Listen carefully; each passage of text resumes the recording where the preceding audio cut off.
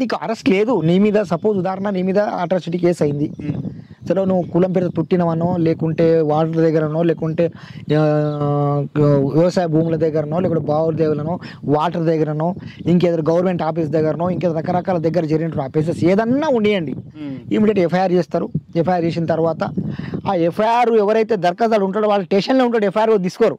కానీ ఎవరిమైతే కేసు అవుతుందో అతనికి ఇమీడియట్ నోటీస్ ఇచ్చి అతను వెళ్ళిపోతా ఉంటాడు, ఈయన దరఖాస్తుదారు స్టేషన్లో ఉంటాడు, దానికన్నా ముందు వెళ్ళిపోతుంది వాడు. ఎవరి మీదకి వాడు మనకన్నా ముందు వెళ్ళిపోతున్నాడు. కానీ ఎవ్వరు కూడా దాని విషయంలో కేంద్ర ప్రభుత్వాన్ని కానీ రాష్ట్ర ప్రభుత్వం కానీ ప్రశ్నించేవాడు కానీ అడిగినోడు కానీ రిప్రజెంటేషన్లు కానీ ప్రజెంటేషన్ ఎవరు చేయడం లేదు. అనేక వందల పుట్టగొడుగుల దళిత సంఘాలు ఉన్నాయి, ఎస్టీ సంఘాలు ఉన్నాయి, అన్నీ ఉన్నాయి. ఇవి దేనికి ఉన్నాయి? ఓన్లీ ఓట్లు అమ్మడానికి మాత్రమే ఉన్నారు మనలంతా.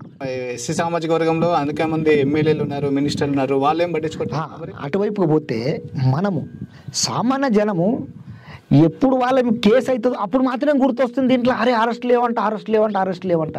మరి ఎందుకు లేవు? ఎవరి చేత అడగాలి, ఎవరికి ప్రశ్నించాలి, ఎవరి చేత అవుతుందని ఎవ్వరూ ఆలోచించడం లేదు.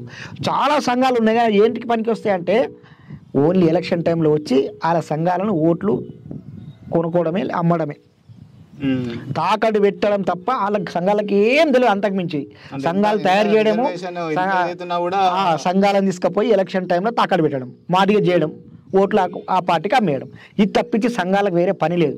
100 సంవత్సరాలు గడుస్తున్నప్పటికీ సంఘాల వల్ల ఒరిగింది ఏం లేదు.